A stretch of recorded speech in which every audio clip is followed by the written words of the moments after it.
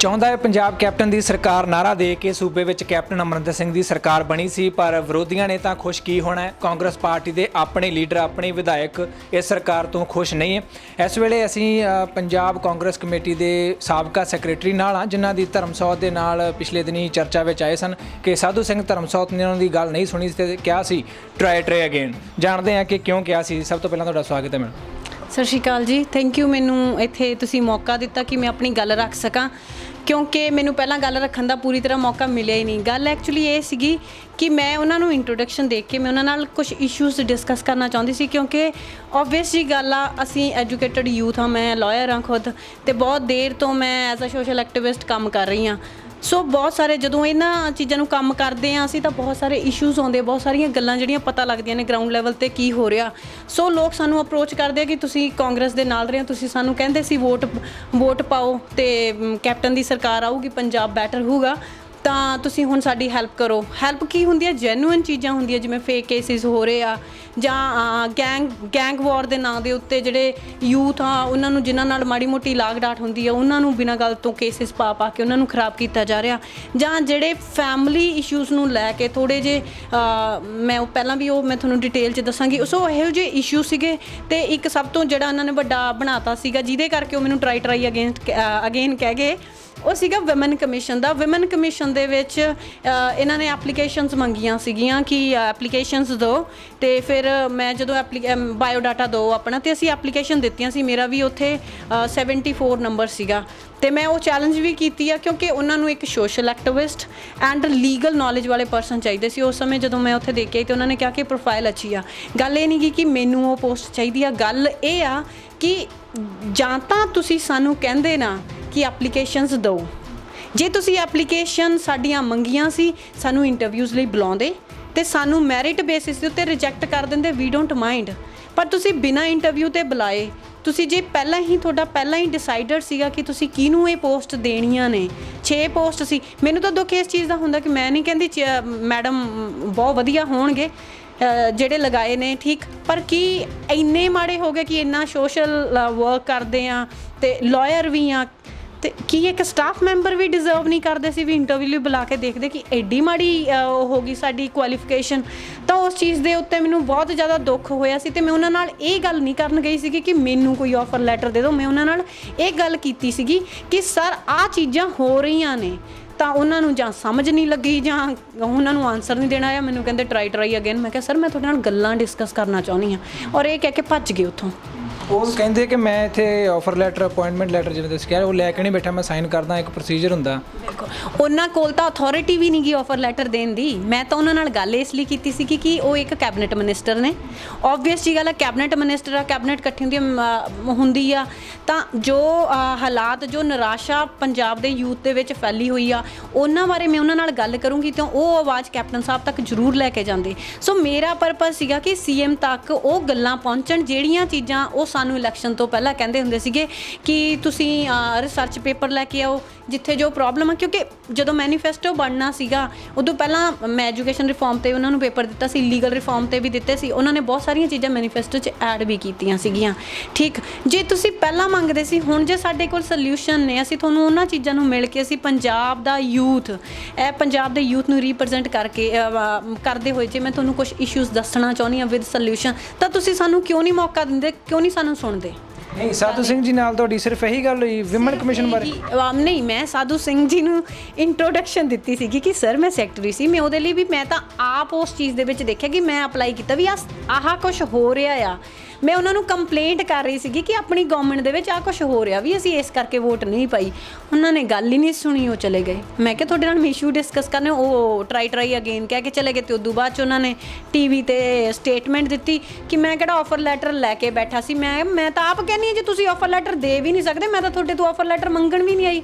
ਜੇ ਤੁਸੀਂ ਗੱਲ ਸੁਣਦੇ ਤੁਹਾਨੂੰ ਤਾਂ ਹੀ ਪਤਾ ਲੱਗਦਾ ਵੀ ਗੱਲ ਕਰਨ ਕੀ ਆਈ ਆ। ਨਹੀਂ, ਪੰਜਾਬ ਦੇ ਇਸ਼ੂਜ਼ ਦੀ ਤੁਸੀਂ ਗੱਲ ਕੀਤੀ ਹੈ, ਸਰਕਾਰ ਚੇਂਜ ਹੋਈ ਹੈ ਅਤੇ ਇਸ਼ੂਜ਼ ਅਜੇ ਵੀ ਜਾਰੀ ਨੇ, ਉਹੀ ਇਸ਼ੂ ਚੱਲ ਰਹੇ ਨੇ ਵੀ ਆਪਣੇ ਸਾਹਮਣੇ ਹੀ ਆ ਜੀ।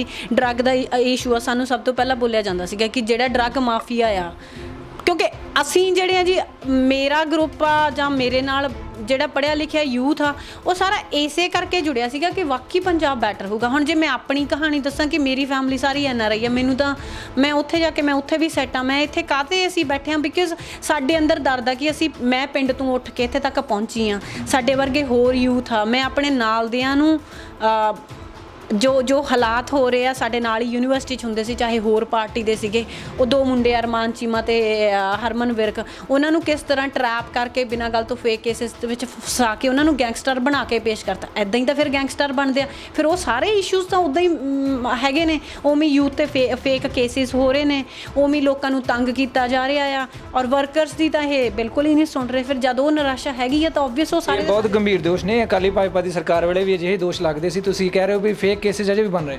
ਬਿਲਕੁਲ ਫੇਕ ਕੇਸਿਸ ਮੇਰੇ ਕੋਲ, ਮੈਂ ਹੁਣ ਪਿੱਛੇ ਜੇ ਬਠਿੰਡੇ ਦਾ ਇੱਕ ਕੇਸ ਸੀਗਾ, ਉਹ ਕੁੜੀ ਨੇ ਆਪਣੇ ਸੱਸ ਦੇ ਉੱਤੇ ਤੇ ਆਪਣੇ ਜੇਠ ਤੇ, ਆਪਣੇ ਘਰ ਵਾਲੇ ਤੇ ਕੀਤਾ ਨਹੀਂ, ਜਦ ਕਿ ਉਹ ਮੈਟਰੀਮੋਨੀਅਲ ਕੇਸ ਸੀ ਤੇ 420 ਕਿਸੇ ਵੀ ਐਂਗਲ ਤੋਂ ਲੱਗਦੀ ਨਹੀਂ ਸੀਗੀ। ਉਹਨੇ ਪੁਲਿਸ ਨਾਲ ਅਪਰੋਚ ਕਰਕੇ ਉਹਦੇ ਤੇ ਫੇਕ ਕੇਸ ਪਵਾਇਆ। ਉਹ ਮੇਰੇ ਕੋਲ ਪੂਰੇ ਉਹਦੇ ਰਿਕਾਰਡ ਪਏ ਆ, ਕਿਉਂਕਿ ਫਿਰ ਅਸੀਂ ਉਹਦੀ ਇਨਕੁਆਇਰੀ ਚੇਂਜ ਕਰਾ ਕੇ ਅਸੀਂ ਆਪਣੇ ਲੈਵਲ ਤੇ ਉਹ ਚੀਜ਼ਾਂ ਕਰ ਰਹੇ। ਜੇ ਉਹ ਚੀਜ਼ਾਂ ਹੋਣ ਹੀ ਨਾ, ਜੇ ਸਰਕਾਰ ਜਾਂ ਪੁਲਿਸ ਦੇ ਉੱਤੇ ਇੰਨਾ ਕੁ ਡੰਡਾ ਹੋਵੇ, ਪੁਲਿਸਿੰਗ ਦੀ ਜਿਹੜੇ ਫੇਅਰ ਸਿਸਟਮ ਆ ਉਹਦੇ ਉੱਤੇ ਕੋਈ ਕਮਿਸ਼ਨ ਹੋਵੇ ਵੀ ਜਿਹੜਾ ਦੇਖੇ ਕਿ ਫੇਅਰ ਹੈ ਕਿ ਨਹੀਂ, ਤਾਂ ਫਿਰ ਇਹ ਚੀਜ਼ਾਂ ਕਿੱਦਾਂ ਹੋ ਜਾਣ। ਗੱਲ ਤਾਂ ਉਹੀ ਆ, ਥੋੜ੍ਹੇ ਜਿਹੇ ਪੈਸੇ ਦੇ ਲਾਲਚ ਦੇ ਵਿੱਚ ਪੁਲਿਸ ਵੀ ਫੇਕ ਕੇਸਿਸ ਕਰੀ ਜਾਂਦੀ ਆ, ਕਿਸੇ MLA ਦਾ ਫੋਨ ਆ ਗਿਆ ਤਾਂ ਕਰੀ ਜਾਂਦੇ ਆ। ਸੋ ਉਹ ਚੀਜ਼ਾਂ ਚੱਲ ਰਹੀਆਂ ਨੇ, ਬਹੁਤ ਗਲਤ ਪ੍ਰੈਕਟਿਸ ਉਹ ਚੱਲ ਰਹੀ ਆ। ਗੁਟਕਾ ਸਾਹਿਬ ਦੀ ਸਹੁੰ ਖਾ ਕੇ 4 ਹਫ਼ਤੇ ਨਸ਼ਾ ਖਤਮ ਕਰਨ ਦੀ ਗੱਲ ਆਖੀ ਸੀ, ਲੱਗਦਾ ਖਤਮ ਹੋ ਗਿਆ? ਜੇ ਖਤਮ ਹੋ ਗਿਆ ਹੁੰਦਾ ਜੀ, ਅਸੀਂ ਰੌਲਾ ਕਿਉਂ ਪਾ ਰਹੇ ਹੁੰਦੇ? ਕਿਉਂ ਬਾਰ-ਬਾਰ ਗੱਲ ਕਰ ਰਹੇ ਹਾਂ ਕਿ ਅਸੀਂ ਮਿਲਣਾ ਚਾਹੁੰਦੇ ਹਾਂ? ਹੁਣ ਤਾਂ 1.5 ਸਾਲ ਹੋ ਗਿਆ। ਅਸੀਂ ਤਾਂ ਆਪ ਚਾਹੁੰਦੇ ਸੀ, ਉਦੋਂ ਸਭ ਤੋਂ ਵੱਡਾ ਇਸ਼ੂ ਸਾਡੇ ਵਰਗੇ, ਮੈਂ ਖੁਦ ਆਪਣੀਆਂ ਸਪੀਚਾਂ 'ਚ ਇਹੀ ਬੋਲਦੀ ਸੀਗੀ ਕਿ ਪੰਜਾਬ ਦਾ ਯੂਥ ਨਸ਼ੇ ਵਾਲੇ ਪਾਸੇ ਲਾਤਾ, ਇਹ ਨਸ਼ੇ ਦੀ ਸਮਗਲਿੰਗ ਕਰਦੇ ਆ। ਪਰ ਨਸ਼ਾ ਤਾਂ ਹੁਣ ਵੀ ਖਤਮ ਨਹੀਂ ਹੋਇਆ। ਯੂਥ ਤਾਂ ਹੁਣ ਉੱਪਰ ਦੀ ਖਤਮ ਕਰਨ ਦੀ ਆੜ ਦੇ ਵਿੱਚ ਬਹੁਤ ਸਾਰੇ ਯੰਗਸਟਰ ਨੇ ਜਿਨ੍ਹਾਂ ਨੂੰ ਮੈਂ ਪਰਸਨਲੀ ਵੀ ਜਾਣਦੀ ਹਾਂ, ਜਿਨ੍ਹਾਂ ਦੇ ਉੱਤੇ ਫੇਕ NDPS ਦੇ ਕੇਸ ਪਏ, ਜਿਨ੍ਹਾਂ ਦੇ ਵਿੱਚ ਹਰਮਨ ਵਿਰਕ ਤੇ ਅਰਮਾਨ ਚੀਮਾ ਇੱਕ ਚੱਕਿਆ, ਉਹਨਾਂ ਨੂੰ ਕਿਤੋਂ ਹੋਰ ਜਾਂਦਾ, ਹੰਸਾਲੀ ਸਾਹਿਬ ਤੋਂ ਜਾਂਦਾ ਆ, ਤੇ ਉਹਨਾਂ ਦੇ ਉੱਤੇ NDPS ਦਾ ਕੇਸ ਪਾ ਕੇ ਤੇ ਹੋਰ ਕਿੰਨੇ ਬਿਨਾਂ ਗੱਲ ਦੇ ਫੇਕ ਕੇਸਿਸ ਪਾ ਕੇ ਕੀ ਸਾਹਮਣੇ ਆਪਣੇ। ਮੇਰੇ ਕਹਿਣ ਨਾਲ ਕੀ ਸਭ ਨੂੰ ਪਤਾ। ਕਾਂਗਰਸੀ ਹੋਣ ਦੇ ਨਾਤੇ ਤੁਸੀਂ ਹੁਣ ਹੋ ਕਾਂਗਰਸੀ? ਵੈਸੇ ਮੈਂ ਜੀ ਪਹਿਲਾਂ ਵੀ ਮੈਂ ਕੈਪਟਨ ਸਪੋਰਟਰ ਸੀਗੀ। ਦੇਖੋ ਮੈਨੂੰ ਉਹ ਕਹਿੰਦੇ ਸੀਗੇ ਵੀ ਤੂੰ ਹੈਗੀ ਆ ਕਿ ਨਹੀਂ। ਮੈਂ ਆ ਲੈਟਰ ਲੈ ਕੇ ਬੈਠੀ ਹਾਂ, ਸੈਕਟਰੀ ਰਹੀ ਹਾਂ ਮੈਂ, ਆ ਦੇਖ ਲਓ ਮੇਰੇ ਕੋਲ ਲੈਟਰ ਆ। ਮੈਂ ਯੰਗੈਸਟ ਫੀਮੇਲ ਸੀਗੀ ਜਿਹਨੂੰ ਨਾਨ ਪੋਲੀਟੀਕਲ ਫੈਮਿਲੀ ਦੀ, ਜਿਹਨੂੰ ਕੈਪਟਨ ਸਾਹਿਬ ਨੇ ਆਪ ਬੁਲਾ ਕੇ ਸੈਕਟਰੀ ਬਣਾਇਆ ਸੀਗਾ। ਚਲੋ ਰਿਜ਼ਾਈਨ ਕਰਨਾ ਉਹ ਵੀ ਮੇਰੀ ਆਪਣੀ ਵਿਸ਼ ਸੀਗੀ, ਕਿਉਂਕਿ ਮੈਂ ਪੋਸਟ ਉਹ ਮੇਰੀ ਯੂਨੀਵਰਸਿਟੀ ਦੇ ਇਸ਼ੂ ਸੀਗੇ ਜਿਹਦੇ ਕਰਕੇ ਮੈਂ ਰਿਜ਼ਾਈਨ ਕਰਤਾ। ਐਂਡ ਉਦੋਂ ਬਾਅਦ ਵਿੱਚ ਮੈਂ ਇਹੀ ਗੱਲ ਕਹੀ ਸੀਗੀ ਕਿ ਵਿਦਆਊਟ ਐਨੀ ਪੋਲੀਟੀਕਲ ਪੋਸਟ ਤੇ ਕਿਸੇ ਵੀ ਲਾਲਚ ਦੇ ਸਪੋਰਟ ਕਰ ਰਹੇ ਹਾਂ, ਕਿਉਂਕਿ ਅਸੀਂ ਪੰਜਾਬ ਲਈ ਬੈਟਰ ਸਰਕਾਰ ਚਾਹੁੰਦੇ ਹਾਂ। ਉਦੋਂ ਬਾਅਦ 'ਚ ਵੀ ਕੈਪਟਨ ਸਾਹਿਬ ਨੂੰ ਮਿਲਦੇ ਰਹੇ ਹਾਂ। ਪਰ ਫਿਰ ਉਹੀ ਗੱਲ ਆ, ਮੈਂ ਕਾਂਗਰਸੀ ਨਹੀਂ ਹੈਗੀ, ਮੈਂ ਪੰਜਾਬ ਦਾ ਯੂਥ ਹਾਂ, ਠੀਕ। ਮੈਂ ਇੱਕ ਸੋਸ਼ਲ ਐਕਟਿਵਿਸਟ ਹਾਂ, ਮੈਂ ਇੱਕ ਲਾਇਰ ਹਾਂ, ਠੀਕ। ਤੇ ਹਾਂ, ਮੈਂ ਕੈਪਟਨ ਸਪੋਰਟਰ ਅੱਜ ਵੀ ਹੈਗੀ ਹਾਂ। ਅੱਜ ਵੀ ਮੈਨੂੰ ਉਮੀਦ ਆ ਕਿ ਸ਼ਾਇਦ ਉਹਨਾਂ ਤੱਕ ਜਾਂ ਗੱਲ ਨਹੀਂ ਪਹੁੰਚ ਰਹੀ ਜਾਂ ਉਹ ਕੋਸ਼ਿਸ਼ ਕਰ ਰਿਹਾ। ਚਲੋ ਟਾਈਮ ਵੀ ਲੱਗਦਾ ਆ ਕਿਸੇ ਵੀ ਚੀਜ਼ ਨੂੰ। ਮੈਂ ਹਲੇ ਵੀ ਮੈਨੂੰ ਉਮੀਦ ਆ ਕਿ ਪੰਜਾਬ ਬੈਟਰ ਹੋਊਗਾ, ਕਿਉਂਕਿ 2002 ਤੋਂ 7 ਤੱਕ ਉਹਨਾਂ ਦੀ ਸਰਕਾਰ ਵਾਕਈ ਵਧੀਆ ਸੀਗੀ। ਸੋ ਉਮੀਦ ਤਾਂ ਹੈਗੀ ਆ। ਫਿਰ ਤੁਸੀਂ ਜੇ ਕੈਪਟਨ ਅਮਰਿੰਦਰ ਸਿੰਘ ਤੋਂ ਉਮੀਦ ਹੈ, ਫਿਰ ਉਹਨਾਂ ਤੱਕ ਕਿਉਂ ਨਹੀਂ ਅਪਰੋਚ ਪਹੁੰਚਦੇ? ਕਿਉਂ ਨਹੀਂ ਤੁਸੀਂ ਉਹਨਾਂ ਨਾਲ ਆਪਣੀ ਗੱਲ ਕਰੋ? ਤੁਸੀਂ ਸਾਧੂ ਸਿੰਘ ਕੈਬਨਿਟ ਮੰਤਰੀ ਦੇ ਕੋਲ ਜਾਂਦੇ ਹੋ, ਫਿਰ ਤੁਸੀਂ ਸਿੱਧੀ ਕੈਪਟਨ ਅਮਰਿੰਦਰ ਸਿੰਘ ਕੋਲ ਕਿਉਂ ਨਹੀਂ ਜਾਂਦੇ? ਇਲੈਕਸ਼ਨ ਤੋਂ ਪਹਿਲਾਂ ਕਾਫੀ ਵਿਦ ਕੈਪਟਨ ਹੁੰਦੀ ਸੀ, ਚੀਜ਼ਾਂ ਬਹੁਤ ਸੌਖੀਆਂ ਸੀਗੀਆਂ। ਹੁਣ ਸਿਸਟਮ ਇਹ ਆ ਕਿ ਦੇਖੋ ਤੁਹਾਨੂੰ ਕੀ ਲੱਗਦਾ, ਜੇ ਮੈਂ ਸਾਧੂ ਸਿੰਘ ਨੂੰ ਅਪਰੋਚ ਕੀਤੀ ਤਾਂ ਕੀ ਮੈਂ ਉਹਨਾਂ ਨੂੰ ਨਹੀਂ ਕੋਸ਼ਿਸ਼ ਕੀਤੀ ਹੋਣੀ? ਮੈਂ ਉਹਨਾਂ ਦੇ OSD ਨੇ ਸੈਕਟਰ 15 ਦੇ ਵਿੱਚ ਬੈਠਦੇ ਆ, ਬਹੁਤ ਸਾਡੇ ਆਪਣੇ ਕਲੋਜ਼ ਨੇ ਬਹੁਤ ਸਾਰੇ, ਮੈਂ ਉਹਨਾਂ ਨੂੰ ਵੀ ਅਪਰੋਚ ਕੀਤਾ। ਮੈਂ ਮੈਮ ਅੰਬਿਕਾ ਸੋਨੀ ਨੂੰ ਵੀ ਅਪਰੋਚ ਕੀਤਾ, ਕਿਉਂਕਿ ਮੈਂ ਮੋਬਾਈਲ ਵਾਲਾ ਇਸ਼ੂ ਆ, ਸਾਈਬਰ ਕ੍ਰਾਈਮ ਦੇ ਨਾਲ ਰਿਲੇਟਡ ਆ। ਕਿਉਂਕਿ ਜਦੋਂ ਦਾ ਮੈਂ ਆਪਣੀ NGO ਚਲਾ ਰਹੀ ਹਾਂ, ਉਦੋਂ ਤੋਂ ਇੱਕ ਕੋਈ ਰੈਕਟ ਆ ਕੀ ਆ, ਉਹ ਅਨਨੈਸੈਸਰੀ ਕਾਲਸ ਕਰਦਾ ਆ, ਗਲਤ ਬੋਲਦਾ ਆ, ਪੌਨਸ ਸੈਂਡ ਕਰਦਾ ਆ, ਫਿਰ ਮੈਨੂੰ ਉਹਨੂੰ ਬਲੌਕ ਕਰਨਾ ਪੈਂਦਾ। ਇਹ ਮੇਰੇ ਨਾਲ ਹੀ ਨਹੀਂ, ਮੇਰੇ ਸਰਕਲ ਦੀਆਂ ਬਹੁਤ ਸਾਰੀਆਂ ਕੁੜੀਆਂ ਉਸ ਚੀਜ਼ ਨੂੰ ਫੇਸ ਕਰ ਰਹੀਆਂ ਨੇ। ਫਿਰ ਉਹਨਾਂ ਨੂੰ ਫੋਨ ਕਰਕੇ ਗਲਤ ਮਲਤ ਬੋਲਦਾ ਵੀ ਆ। ਸੋ ਇਹਨਾਂ ਚੀਜ਼ਾਂ ਨੂੰ ਲੈ ਕੇ ਮੈਂ ਉਹਨਾਂ ਨੂੰ ਅਪਰੋਚ ਕੀਤਾ ਕਿ ma'am I need your help. ਮੈਂ ਉਹਨਾਂ ਨੂੰ ਟੈਕਸਟ ਕੀਤੇ, ਉਹਨਾਂ ਨੇ ਟੈਕਸਟ ਸੀਨ ਕੀਤੇ, but she didn't reply. And captain ਸਾਹਿਬ ਨੂੰ ਅਪਰੋਚ ਕੀਤਾ, ਉਹ ਪਹੁੰਚ ਨਹੀਂ ਰਹੀ ਆਵਾਜ਼ ਜਾਂ ਕੀ ਚੱਕਰ ਆ ਮੈਨੂੰ ਨਹੀਂ ਪਤਾ। ਸਾਧੂ ਸਿੰਘ ਧਰਮਸੋਤ ਨਾਲ ਵੀ ਮੈਂ ਇਹੀ ਗੱਲ ਕਰਨ ਲੱਗੀ ਸੀਗੀ, ਮਿਨਿਸਟਰ ਸਾਹਿਬ ਵੀ ਬਹੁਤ ਸਾਰੇ ਇਸ਼ੂਜ਼ ਆ, ਮੈਂ ਮਿਲਣਾ ਚਾਹੁੰਦੀ ਹਾਂ ਕੈਪਟਨ ਸਾਹਿਬ ਨੂੰ, ਮਿਲਾ ਦਿਓ। ਮੈਂ ਆਪਣੇ ਚੈਨਲ ਆਪਣੇ ਬੇਸਿਸ ਤੇ ਯੂਜ਼ ਕਰ ਚੁੱਕੀ ਹਾਂ। ਉਹ ਮੈਡਮ ਆਪਣੇ ਪਰਨੀਤ ਕੌਰ ਜੀ ਆ, ਉਹਨਾਂ ਦੇ ਹੈਗੇ ਆ ਮਾਨਸ਼ਾਹੀਆ ਜੀ ਆ, ਉਹਨਾਂ ਨੂੰ ਕੰਟੈਕਟ ਮੈਂ ਨਵੰਬਰ ਤੋਂ ਕਰ ਰਹੀ ਹਾਂ ਕਿ ਸਰ ਮੈਨੂੰ ਕਹਿ ਦੇਣਗੇ ਜੀ ਤੁਹਾਨੂੰ ਕਾਲ ਕਰ ਦਾਂਗੇ, ਬਟ ਕੋਈ ਰਿਸਪੌਂਸ ਨਹੀਂ ਆਇਆ ਹੈਗਾ। ਮਤਲਬ ਚੋਣਾਂ ਤੋਂ ਪਹਿਲਾਂ ਮਿਲਣਾ ਬੜਾ ਸੌਖਾ ਸੀ ਤੇ ਹੁਣ ਨਹੀਂ ਮਿਲਦੇ। ਬਿਲਕੁਲ ਜੀ, ਬਹੁਤ ਸੌਖਾ ਸੀ। ਉਦੋਂ ਤਾਂ ਅਸੀਂ ਆਰਾਮ ਨਾਲ 10 ਸੈਕਟਰ ਚਲੇ ਜਾਂਦੇ ਸੀ ਜਦੋਂ ਹੁੰਦਾ ਸੀਗਾ, ਤੇ ਹੁਣ ਤਾਂ ਬਹੁਤ ਔਖਾ ਹੈ। ਮੈਂ ਤਾਂ ਹੁਣ ਕੁਛ ਵੀ ਨਹੀਂ ਗੀ ਨਾ। ਆਈ ਐਮ ਨੋਬਡੀ ਇਨ ਕਾਂਗਰਸ। ਉਹ ਤਾਂ ਮਤਲਬ ਉਹਨਾਂ ਦੇ ਜਿਹੜੇ MLA ਉਹਨਾਂ ਲਈ ਵੀ ਮਿਲਣਾ ਔਖਾ ਹੈ, ਕਿਉਂਕਿ MLA ਵੀ ਮੇਰੇ ਨੋਨ ਹੈਗੇ ਆ, ਮੇਰੇ ਫਰੈਂਡ ਸਰਕਲ 'ਚੋਂ ਜਿਨ੍ਹਾਂ ਨਾਲ ਅਸੀਂ ਡਿਸਕਸ ਕਰਦੇ ਹਾਂ, ਉਹਨਾਂ ਨੂੰ ਵੀ ਮਿਲਣਾ ਔਖਾ ਆ। ਫਿਰ ਮੈਂ ਤਾਂ ਹੈ ਹੀ ਕੀ ਆ। ਨਹੀਂ, ਇੱਕ ਗੱਲ ਜਿਹੜੀ ਤੂੰ ਨਸ਼ਿਆਂ ਦੀ ਕੀਤੀ ਹੈ ਕਿ ਨਸ਼ੇ ਖਤਮ ਨਹੀਂ ਹੋਏ, ਕਿਹਾ ਜਾਂਦਾ ਹੈ ਕਿ ਬਿਕਰਮ ਸਿੰਘ ਮਜੀਠੀਆ ਦਾ ਬੜਾ ਹੱਥ ਹੈ ਤੇ ਕੈਪਟਨ ਅਮਰਿੰਦਰ ਸਿੰਘ ਉਹਨਾਂ ਨੂੰ ਬਚਾਉਂਦੇ ਆ। ਕੀ ਲੱਗਦਾ ਤੁਹਾਨੂੰ? ਕੈਪਟਨ ਅਮਰਿੰਦਰ ਸਿੰਘ ਤੇ ਤੁਹਾਨੂੰ ਕਾਫੀ ਵਿਸ਼ਵਾਸ ਹੈ ਵੈਸੇ, ਪਹਿਲਾਂ ਤਾਂ ਕੀ ਲੱਗਦਾ ਕਿੰਨੀ ਕੁ ਸੱਚਾਈ ਇਹਦੇ ਵਿੱਚ? ਮੈਂ ਦੇਖੋ, ਮੈਨੂੰ ਜਿਸ ਚੀਜ਼ ਬਾਰੇ ਚੰਗੀ ਤਰ੍ਹਾਂ ਪਤਾ ਨਹੀਂ ਗਾ, ਮੈਂ ਉਸ ਚੀਜ਼ ਬਾਰੇ ਕੀ ਕਮੈਂਟ ਕਰੂੰਗੀ। ਜੇ ਉਹ ਵਾਕਈ ਉਹਨਾਂ ਨੂੰ ਬਚਾ ਰਹੇ ਆ ਤਾਂ ਮੈਂ ਕੈਪਟਨ ਸਪੋਰਟਰ ਨਹੀਂ ਹੈਗੀ, ਕਿਉਂਕਿ ਜੇ ਉਹ ਜਿਹਨੇ ਪੰਜਾਬ ਦੇ ਯੂਥ ਨੂੰ ਨਸ਼ੇ ਦੇ ਵਿੱਚ ਰੋੜਤਾ, ਜਿਹੜੇ ਪਹਿਲੀ ਗੱਲ ਤੁਹਾਨੂੰ ਲੱਗਦਾ ਬਿਕਰਮ ਸਿੰਘ ਮਜੀਠੀਆ ਦਾ ਹੱਥ ਹੈ ਇਹਦੇ ਵਿੱਚ? ਜੇ ਸਾਰੇ ਇਹ ਚੀਜ਼ਾਂ ਸੈਂਸ ਤੁਹਾਡੀ ਕਾਫੀ ਸਟਰੋਂਗ ਹੈ, ਕੀ ਲੱਗਦਾ ਤੁਹਾਨੂੰ? ਮੈਨੂੰ ਅਸੀਂ ਤਾਂ ਸ਼ੁਰੂ ਤੋਂ ਹੀ ਇਹੀ ਸੁਣਦੇ ਆ ਰਹੇ ਹਾਂ, ਮੇਰੇ ਕੋਲ ਕੋਈ ਪ੍ਰੂਫ ਤਾਂ ਨਹੀਂ ਹੈਗਾ, ਬਟ ਸ਼ੁਰੂ ਤੋਂ ਇਹੀ ਸੁਣਦੇ ਆ ਰਹੇ ਹਾਂ ਕਿ ਮਜੀਠੀਆ ਦਾ ਰੋਲ ਆ। ਹੁਣ ਮੈਨੂੰ ਨਹੀਂ ਪਤਾ ਕੇਜਰੀਵਾਲ ਨੇ ਕਿਹੜੀ ਗੱਲੋਂ ਮਾਫੀ ਮੰਗ ਲਈ ਆ, ਪਰ ਜਿਹੜੀ ABP ਨਿਊਜ਼ ਦੀ ਹੈਗੀ ਸੀਗੀ ਰਿਪੋਰਟ, ਉਹਨੇ ਵੀ ਇਹੀ ਕਿਹਾ ਕਿ STF ਦੀ ਰਿਪੋਰਟ ਜਿਹੜੀ ਹਰਪ੍ਰੀਤ ਸਿੱਧੂ ਦੀ, ਉਹਦੇ ਅਨੁਸਾਰ ਕਹਿ ਰਿਹਾ ਹੈ ਕਿ ਅਨੁਸਾਰ ਵੀ ਮਜੀਠੀਆ ਹੈ, ਤੇ ਜੇ ਉਹ ਕਹਿ ਰਹੇ ਆ ਤਾਂ ਮਤਲਬ ਕੁਛ ਨਾ ਕੁਛ ਹੈ ਤਾਂ ਹੀ ਕਹਿ ਰਹੇ ਆ। ਭੋਲੇ ਨੇ ਨਾਮ ਲਿਆ, ਕੁਛ ਨਾ ਕੁਛ ਹੈ ਤਾਂ ਹੀ ਕਹਿ ਰਹੇ ਹੋ, ਬਾਅਦ 'ਚ ਕਿਉਂ ਮੁੱਕਰਦੇ ਆ ਜਾਂ ਕੀ ਚੀਜ਼ਾਂ ਹੁੰਦੀਆਂ ਨੇ। ਇਹ ਤਾਂ ਫਿਰ ਮੈਂ ਵੀ ਲਾਇਰ ਆ, ਮੈਂ ਲੀਗਲ ਸਿਸਟਮ ਨੂੰ ਚੰਗੀ ਤਰ੍ਹਾਂ ਜਾਣਦੀ ਹਾਂ ਕਿ ਕਿੱਦਾਂ ਕਿਸੇ ਨੂੰ ਬਾਅਦ ਵਿੱਚ ਤੰਗ ਪਰੇਸ਼ਾਨ ਕਰਕੇ ਜਾਂ ਫੋਰਸਫੁਲੀ ਮੁਕਰਾ ਦਿੱਤਾ ਜਾਂਦਾ ਆ। ਸੋ ਰੋਲ ਤਾਂ ਹੋਊਗਾ ਤਾਂ ਹੀ ਗੱਲਾਂ ਹੋ ਰਹੀਆਂ ਨੇ, ਬਿਨਾਂ ਰੋਲ ਤੋਂ ਤਾਂ ਗੱਲਾਂ ਹੁੰਦੀਆਂ ਨਹੀਂ ਗੀਆਂ। ਕੁਝ ਫਿਰ ਇਸ਼ੂਜ਼ ਜਿਹੜੇ ਤੁਸੀਂ ਕਹਿ ਰਹੇ ਹੋ ਕਿ ਡਿਸਕਸ ਕਰਨੇ ਨੇ ਆਪਣੀ ਸਰਕਾਰ ਦੇ ਨਾਲ, ਕਾਂਗਰਸ ਸਰਕਾਰ ਦੇ ਨਾਲ, ਚੇਂਜ ਕੀਤੀ ਸਰਕਾਰ ਪਰ ਫਰਕ ਨਹੀਂ ਪਿਆ, ਇਸ਼ੂਜ਼ ਕੀ ਨੇ ਵੈਸੇ ਮੋਟੇ-ਮੋਟੇ ਦੱਸੋਗੇ? ਹਾਂਜੀ ਜ਼ਰੂਰ। ਇੱਕ ਤਾਂ ਮੈਂ ਪਹਿਲਾਂ ਹੀ ਦੱਸਿਆ ਕਿ ਇੱਕ ਤਾਂ ਜਿਹੜੀ ਗੈਂਗ ਵਾਰ ਲੱਗੀ ਹੋਈ ਆ, ਤੁਸੀਂ ਉਹਨਾਂ ਤੱਕ ਇਹ ਪਹੁੰਚਣਾ ਕਿ ਝੂਠੇ ਕੇਸਿਸ ਵਿੱਚ ਫਸਾ ਕੇ, ਜਿਵੇਂ ਜਿਹੜੇ ਯੂਥ ਨੇ ਅਕਾਲੀ ਦਲ ਨੂੰ ਜਾਂ ਫਿਰ ਜਿਨ੍ਹਾਂ ਨੇ ਆਪ ਪਾਰਟੀ ਨੂੰ ਸਪੋਰਟ ਕੀਤਾ, ਉਹਨਾਂ ਨੂੰ ਜਿਹੜੇ ਜ਼ਿਆਦਾ ਐਕਟਿਵ ਸੀਗੇ, ਉਹਨਾਂ ਨੂੰ ਕਿਸੇ ਨਾ ਕਿਸੇ ਤਰੀਕੇ ਨਾਲ ਫਸਾ ਕੇ ਉਹਨਾਂ ਨੂੰ ਇਸ ਚੀਜ਼ ਵਿੱਚ ਇਨਵੋਲਵ ਕੀਤਾ ਜਾਂਦਾ। ਗੈਂਗਸਟਰ ਬਣਦੇ ਕਿਵੇਂ ਆ? ਕੋਈ ਵੀ ਟੈਰਰਿਸਟ ਹੋ ਜਾਏ ਜਾਂ ਗੈਂਗਸਟਰ, ਕਿਉਂਕਿ ਮੈਂ ਫਿਰ ਉਹੀ ਗੱਲ ਕਰਦੀ ਹਾਂ, ਮੈਂ ਤਾਂ ਉਸ ਫੈਮਿਲੀ ਤੋਂ ਹਾਂ ਜਿੱਥੇ ਫੇਕ ਕੇਸਿਸ ਨੇ ਮੇਰੇ ਫਾਦਰ ਸਾਹਿਬ ਨੂੰ ਹਥਿਆਰ ਚੱਕਣ ਲਈ ਮਜਬੂਰ ਕਰਤਾ ਸੀਗਾ ਤੇ ਉਹ ਪੁਲਿਸ ਇਨਕਾਊਂਟਰ ਦੇ ਵਿੱਚ ਮਾਰੇ ਗਏ ਸੀਗੇ। ਠੀਕ, ਸੋ ਮੈਂ ਉਸ ਚੀਜ਼ ਨੂੰ ਬਹੁਤ ਨੇੜਿਓਂ ਜਾਣਦੀ ਹਾਂ। ਕੋਈ ਗੈਂਗਸਟਰ ਕਿਉਂ ਬਣਦਾ? ਜਦੋਂ ਉਹਨੂੰ ਬਿਨਾਂ ਗੱਲ ਤੋਂ ਚੰਗੇ ਭਲੇ ਨੂੰ ਤੰਗ ਕੀਤਾ ਜਾਊਗਾ, ਬਿਨਾਂ ਗੱਲ ਤੋਂ ਉਹਦੇ ਤੇ ਝੂਠੇ ਪਰਚੇ, ਓਬਵੀਅਸ ਗਰਮ ਖੂਨ ਉਹਨੂੰ ਹੋਊਗਾ ਕਿ ਮੇਰੇ ਤੇ ਪਾਈ ਤਾਂ ਜਾਂਦੀ ਹੈ ਤੇ ਫਿਰ ਮੈਂ ਕਿਉਂ ਨਾ ਕੁਛ ਕਰਕੇ ਮਰਾਂ। ਸੋ ਇਹ ਚੀਜ਼ਾਂ ਹੋ ਰਹੀਆਂ ਨੇ ਕਿ ਉਸ ਚੀਜ਼ ਨੂੰ ਤਰੀਕੇ ਨਾਲ ਨਜਿੱਠਣ ਤਰੀਕੇ ਹੈਗੇ ਆ ਕਿ ਜਿਹੜੀ ਪੁਲਿਸਿੰਗ ਆ, ਜਿਹੜੀ ਵੀ ਹਾਇਰ ਲੈਵਲ ਤੱਕ ਦੀ ਪੁਲਿਸ ਆ, ਉਹਦੇ ਉੱਤੇ ਕੋਈ ਨਾ ਕੋਈ ਇਹੋ ਜਿਹਾ ਕੋਰਟ ਦਾ ਜਾਂ ਗਵਰਨਮੈਂਟ ਦਾ ਇਹੋ ਜਿਹਾ ਹੈ ਜਾਂ ਫੇਅਰ ਕਮਿਸ਼ਨ ਹੋਣਾ ਚਾਹੀਦਾ। ਜਿਵੇਂ ਆਪਾਂ ਲੋਕਪਾਲ ਕਹਿ ਦਿੰਦੇ ਹੁੰਦੇ ਹਾਂ ਵੀ ਬਾਕੀ ਚੀਜ਼ਾਂ, ਤੇ ਪੁਲਿਸ 'ਤੇ ਵੀ ਹੋਣਾ ਚਾਹੀਦਾ ਇਹੋ ਜਿਹਾ ਕਿ ਪੁਲਿਸ ਫੇਅਰ ਕੰਮ ਕਰਦੀ ਆ, ਨਹੀਂ ਕਰਦੀ, ਕਿੱਥੇ ਫੇਕ ਪਰਚੇ ਹੁੰਦੇ ਆ। ਇਹ ਚੀਜ਼ ਆ ਇੱਕ ਇਸ਼ੂ। ਦੂਜਾ ਜਿਹੜਾ ਇਸ਼ੂ ਆ ਜੀ, ਇਹ ਮੈਂ ਜਦੋਂ ਫਾਈਟ ਫॉर ਰਾਈਟ ਨਾਂ ਦੀ ਮੈਂ ਜਿਹੜੀ NGO ਚਲਾਉਣੀ ਆ, ਉਹਦੇ ਥਰੂ ਮੇਰੇ ਕੋਲ ਮੈਕਸੀਮਮ ਜਿਹੜੇ ਕੇਸਿਸ ਆਉਂਦੇ ਆ ਕਿ ਜਦੋਂ ਪੇਰੈਂਟਸ ਦਾ ਡਾਈਵੋਰਸ ਹੋ ਜਾਂਦਾ ਆ ਜਾਂ ਇੱਕ ਪੇਰੈਂਟ ਸਪੈਸ਼ਲੀ ਮਦਰ ਦੀ ਡੈਥ ਹੋ ਜਾਂਦੀ ਆ, ਫਾਦਰ ਦੂਜਾ ਵਿਆਹ ਕਰਾ ਲੈਂਦਾ, ਉਹਦੇ ਵਿੱਚ ਕੀ ਹੁੰਦਾ, ਬੱਚੇ ਬਿਲਕੁਲ ਰੁੱਲ ਜਾਂਦੇ ਆ। ਉਹਨਾਂ ਨੂੰ ਪ੍ਰੋਪਰਟੀ ਦੇ ਵਿੱਚ ਵੀ ਰਾਈਟ ਨਹੀਂ ਮਿਲਦਾ ਹੈਗਾ, ਕਿਉਂਕਿ ਫਾਦਰ ਦੀ ਪ੍ਰੋਪਰਟੀ ਆ, ਫਾਦਰ ਦੀ ਮਰਜ਼ੀ ਆ ਕਿ ਉਹ ਸ਼ਾਇਦ ਕਿਉਂਕਿ ਉਹ ਦੂਜੀ ਵਾਈਫ ਦੇ ਇਨਫਲੂਐਂਸ 'ਚ ਆ ਕੇ ਫਿਰ ਉਹਨਾਂ ਦੇ ਬੱਚਿਆਂ ਨੂੰ ਦੇ ਦਿੰਦਾ ਅਤੇ ਉਹ ਬੱਚੇ ਰੁੱਲ ਰਹੇ ਨੇ। ਸੋ ਉਸ ਚੀਜ਼ ਦੇ ਉੱਤੇ ਗੰਭੀਰਤਾ ਨਾਲ ਸੋਚਣ ਦੀ ਜ਼ਰੂਰਤ ਆ, ਕਿਉਂਕਿ ਇਹੋ ਜਿਹੇ ਮੇਰੇ ਕੋਲ ਇੱਕ ਨਹੀਂ ਗਾ, ਬਹੁਤ ਸਾਰੇ ਕੇਸਿਸ ਨੇ। ਦੂਜਾ ਜਿਹੜਾ ਹੈ ਕਿ ਇੱਕ ਤਾਂ ਜੈਨੂਅਨਲੀ ਡੋਰੀ ਵਾਲੇ ਕੇਸਿਸ ਹੁੰਦੇ ਨੇ, ਇੱਕ ਫੇਕ ਕੇਸਿਸ ਬਣਾ ਕੇ ਉਹ ਜਿਹੜਾ ਪਰੇਸ਼ਾਨ ਕੀਤਾ ਜਾਂਦਾ ਕਿ ਉਸ ਚੀਜ਼ ਨੂੰ ਵੀ ਤਰੀਕੇ ਨਾਲ ਨਜਿੱਠਿਆ ਜਾਵੇ। ਉਹ ਚੀਜ਼ ਬਹੁਤ ਜ਼ਿਆਦਾ।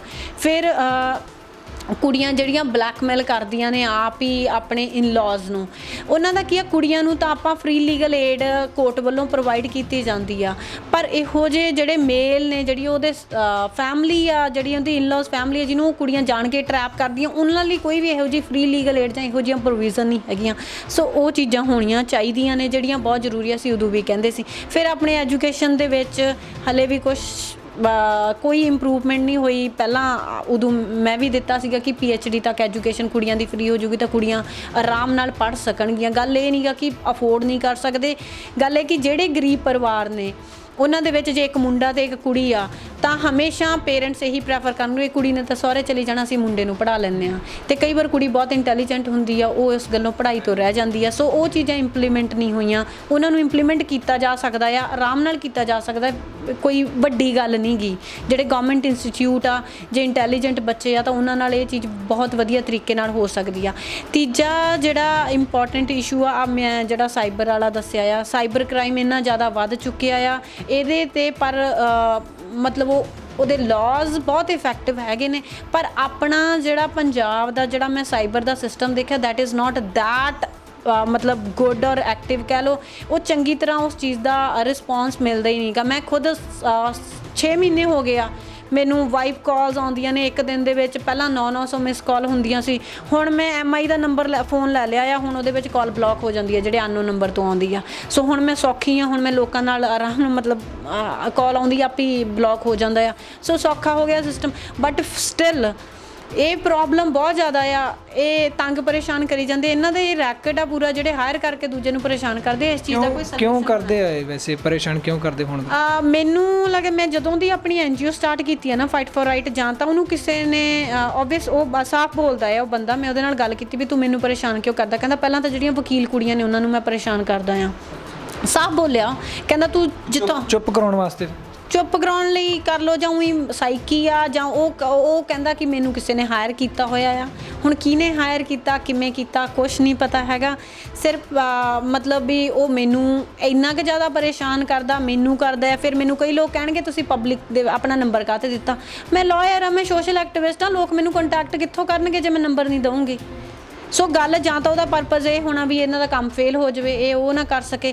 ਪਰ ਗੱਲ ਮੈਨੂੰ ਹੀ ਕੀ, ਹੋਰ ਮੇਰੀ ਫਰੈਂਡ ਆ ਇੱਥੇ ਡਿਸਟ੍ਰਿਕਟ ਕੋਰਟ ਦੇ ਵਿੱਚ ਕੰਮ ਕਰਦੀ ਆ ਕੁੜੀ, ਉਹਨੂੰ ਤੰਗ ਕੀਤਾ ਜਾ ਰਿਹਾ। ਹੋਰ ਮੇਰੇ ਨਾਲ ਦੀਆਂ ਹੋਰ ਕੁੜੀਆਂ ਨੇ, ਉਹਨਾਂ ਨੂੰ ਵੀ ਤੰਗ, ਮੇਰੀ ID 'ਚ ਲੱਭ ਕੇ ਪਤਾ ਨਹੀਂ ਕਿਹਨੂੰ ਉਹ ਫੋਨ ਕਰੀ ਜਾਂਦਾ, ਕੀ ਕਰੀ ਜਾਂਦਾ। ਸੋ ਇਹ ਤਾਂ ਬਹੁਤ ਗੰਭੀਰ ਮੈਟਰ ਹੈ, ਤਾਂ ਪੁਲਿਸ ਨੂੰ ਵੀ ਪਤਾ, IG ਸਾਈਬਰ ਸੈੱਲ ਨੂੰ ਵੀ ਪਤਾ।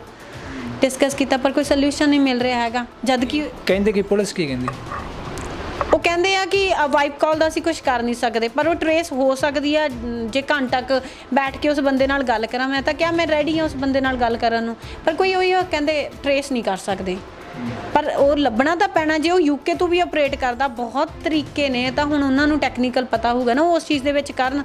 ਵੈਸੇ ਵੀ ਇਟਸ ਨਾਟ ਮਾਈ ਇਸ਼ੂ, ਹੋਰ ਸਾਰਿਆਂ ਨਾਲ ਸਾਈਬਰ ਕ੍ਰਾਈਮ ਇੰਨਾ ਜ਼ਿਆਦਾ ਵੱਧ ਚੁੱਕਿਆ। ਮੁੰਡੇ ਕੁੜੀ ਦਾ ਰਿਲੇਸ਼ਨ ਹੁੰਦਾ ਆ, ਮੁੰਡੇ ਕੁੜੀ ਨੂੰ ਬਲੈਕਮੇਲ ਕਰਦਾ ਆ, ਬਾਅਦ 'ਚ ਉਹਦੀਆਂ ਫੋਟੋਜ਼, ਉਹਦੀਆਂ IDs ਬਣਾ ਕੇ। ਤੇ ਇਹ ਸਾਈਬਰ ਕ੍ਰਾਈਮ ਨੂੰ ਤਾਂ ਮਤਲਬ ਉਹਦੇ ਉੱਤੇ ਤਾਂ ਥੋੜ੍ਹਾ ਜਿਹਾ ਕੰਟਰੋਲ ਤਾਂ ਗਵਰਨਮੈਂਟ ਨੂੰ ਕਰਨਾ ਹੀ ਪੈਣਾ ਆ। ਮਤਲਬ ਕਿ ਫਿਰ ਸਾਲ ਹੋ ਗਿਆ ਸਰਕਾਰ ਬਣੀ ਨੂੰ, ਕੋਈ ਖਾਸ ਜਿਹੜਾ ਫਰਕ ਪੰਜਾਬ 'ਚ ਨਹੀਂ ਪਿਆ। ਤੇ ਸਾਲ ਦੀ ਕੈਪਟਨ ਸਰਕਾਰ ਨੂੰ 10 ਜਿਹੜੇ ਨੰਬਰ ਦੇਣੇ ਹੋਣ ਤੇ ਤੁਸੀਂ ਕਿੰਨੇ ਦਿਓਗੇ? ਮੈਂ ਤਾਂ ਜੀ 1 ਨੰਬਰ ਦਊਂਗੀ। ਉਹ ਕਿਸ ਲਈ?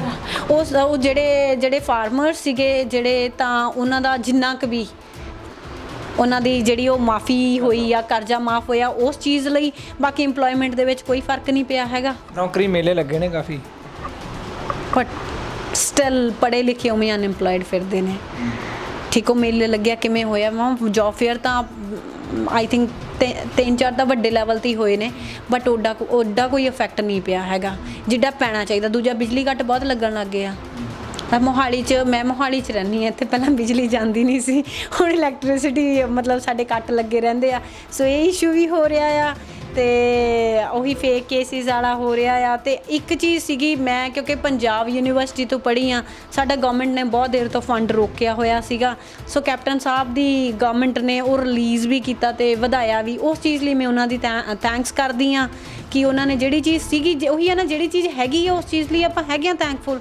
ਬਟ ਜੋ ਵਾਈਡਰ ਲੈਵਲ 'ਤੇ ਜੋ ਚੀਜ਼ ਹੋਣੀ ਚਾਹੀਦੀ ਆ, ਜਿਸ ਚੀਜ਼ ਦੀ ਉਮੀਦ ਆ, ਉਹ ਹੋ ਨਹੀਂ ਰਹੀ ਹੈਗੀ। ਚਲੋ ਫਿਰ ਉੱਦਾਂ ਦੇ ਤੁਹਾਡੀ ਨਹੀਂ ਗੱਲ ਸੁਣੀ ਜਾ ਰਹੀ ਸਰਕਾਰ, ਸ਼ਾਇਦ ਸਰਕਾਰ ਦੇਖ ਰਹੀ ਹੋਵੇ ਸਾਡਾ ਚੈਨਲ, ਕੀ ਅਪੀਲ ਕਰਨਾ ਚਾਹੋਗੇ ਕੈਪਟਨ ਅਮਰਿੰਦਰ ਸਿੰਘ ਨੂੰ?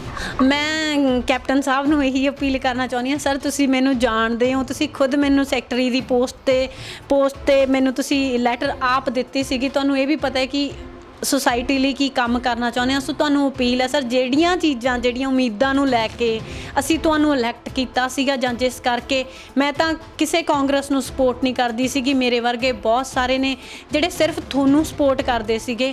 ਮੈਂ ਨਾਮ ਵੀ ਲੈ ਸਕਦੀ ਹਾਂ, ਲਿਸਟ ਦੇ ਸਕਦੀ ਹਾਂ। ਪਲੀਜ਼ ਜਿਹੜੇ ਇਸ਼ੂਜ਼ ਨੇ ਉਹਨਾਂ ਦੇ ਉੱਤੇ ਤੁਸੀਂ ਆਲੇ ਦੁਆਲੇ ਦੇਖੋ, ਹੋ ਸਕਦਾ ਤੁਹਾਡੇ ਤੱਕ ਆਵਾਜ਼ ਹੀ ਨਾ ਪਹੁੰਚਦੀ ਹੋਵੇ, ਤੋ ਇਸ਼ੂਜ਼ ਦੇਖੋ ਤੇ ਪਲੀਜ਼ ਸਾਨੂੰ, ਜੇ ਅਸੀਂ ਕੈਪਟਨ ਦੀ ਸਰਕਾਰ ਚੁਣੀ ਸੀਗੀ, ਸਾਨੂੰ ਨੰਬਰ 1 ਪੰਜਾਬ ਚਾਹੀਦਾ, ਜਿਹੜਾ 2002 ਤੋਂ 2007 ਦੇ ਵਿੱਚ ਗੁੱਡ ਗਵਰਨੈਂਸ ਪੰਜਾਬ ਦੇ ਵਿੱਚ ਸੀਗੀ, ਉਹ ਚੀਜ਼ ਹੋਣੀ ਚਾਹੀਦੀ ਆ। ਇੱਕ ਹੋਰ ਸਰ ਅਪੀਲ ਆ ਕਿ ਅੱਗ ਲਾ ਕੇ ਕਿੰਨੇ ਕਿਸਾਨ ਨੇ ਜਿਹੜੇ ਛੋਟੀ ਕਿਸਾਨੀ ਆ, ਉਹਨਾਂ ਦੀਆਂ ਅੱਗਾਂ ਲੱਗ ਕੇ ਜ਼ਮੀਨ ਸੜੀ ਜਾਂਦੀ ਆ, ਬਹੁਤ ਬੁਰੀ ਹਾਲਤ ਆ। ਅਸੀਂ ਉਹਦੇ ਉੱਤੇ ਅਮਰਿੰਦਰ ਸਿੰਘ ਘੁੰਮਣ ਆ ਮੁੰਡਾ ਪਟਿਆਲੇ ਤੋਂ, ਉਹਦੇ ਤੇ ਬਹੁਤ ਕੰਮ ਕਰ ਰਿਹਾ, ਮੈਂ ਵੀ ਉਹਨਾਂ ਨੂੰ ਕੰਟੈਕਟ ਕੀਤਾ ਸੀ, ਉੱਥੇ ਵੀ ਕੰਮ ਕਰ ਰਿਹਾ। ਸੋ ਪਲੀਜ਼ ਅਪੀਲ ਆ ਉਹਨਾਂ ਚੀਜ਼ਾਂ ਵੱਲ ਦੇਖੋ, ਕਿਉਂਕਿ ਪੰਜਾਬ ਦੇ ਵਿੱਚ ਹਲੇ ਵੀ ਬੁਰੀ ਹਾਲਤ ਆ, ਕੁਝ ਫਰਕ ਨਹੀਂ ਪਿਆ। ਪਲੀਜ਼ ਸਾਨੂੰ ਤੁਹਾਡੇ ਤੋਂ ਉਮੀਦ ਆ, ਕੁਛ ਕਰੋ। ਅਸੀਂ ਜਿਸ ਕਰਕੇ ਤੁਹਾਨੂੰ ਜਿਤਾਇਆ ਸੀਗਾ, ਸਾਨੂੰ ਉਹ ਬੈਟਰ ਪੰਜਾਬ ਚਾਹੀਦਾ ਆ। ਜਿਵੇਂ ਕਿ ਇਹਨਾਂ ਨੇ ਕਿਹਾ ਕਿ ਕਾਂਗਰਸ ਨੂੰ ਸਪੋਰਟ ਨਹੀਂ ਕੀਤਾ, ਕੈਪਟਨ ਅਮਰਿੰਦਰ ਸਿੰਘ ਨੂੰ ਸਪੋਰਟ ਕੀਤਾ, ਸ਼ਾਇਦ ਇਸੇ ਕਰਕੇ ਨਾਰਾ ਵੀ ਇਹੀ ਸੀ ਕਿ ਚਾਹੁੰਦਾ ਹੈ ਪੰਜਾਬ ਕੈਪਟਨ ਦੀ ਸਰਕਾਰ, ਨਹੀਂ ਤੇ ਨਾਰਾ ਹੋਣਾ ਸੀ ਚਾਹੁੰਦਾ ਹੈ ਪੰਜਾਬ ਕਾਂਗਰਸ ਦੀ ਸਰਕਾਰ। ਪਰ ਸਾਲ ਦੀ ਕਾਰਗੁਜ਼ਾਰੀ ਤੋਂ ਬਿਲਕੁਲ ਅਸੰਤੁਸ਼ਟ ਆਪਣੀ। ਬਹੁਤ ਬਹੁਤ ਧੰਨਵਾਦ ਤੁਹਾਡਾ ਸਾਡੇ ਨਾਲ ਗੱਲ ਕਰਨ ਲਈ। ਥੈਂਕ ਯੂ ਜੀ, ਤੁਸੀਂ ਮੇਰੀ ਆਵਾਜ਼ ਉੱਥੇ ਤੱਕ, ਸ਼ਾਇਦ ਤੁਹਾਡੇ ਥਰੂ ਮੇਰੀ ਆਵਾਜ਼ ਕੈਪਟਨ ਸਾਹਿਬ ਤੱਕ ਪਹੁੰਚੇ। ਸੋ ਸੀਐਮ ਸਾਹਿਬ ਸੁਣਨ ਮੇਰੀ ਗੱਲ ਨੂੰ, ਤੇ ਤੁਸੀਂ ਮੈਨੂੰ ਮੌਕਾ ਦਿੱਤਾ। Thank you so much. ਧੰਨਵਾਦ ਜੀ। ਦ ਪੰਜਾਬ ਟੀਵੀ।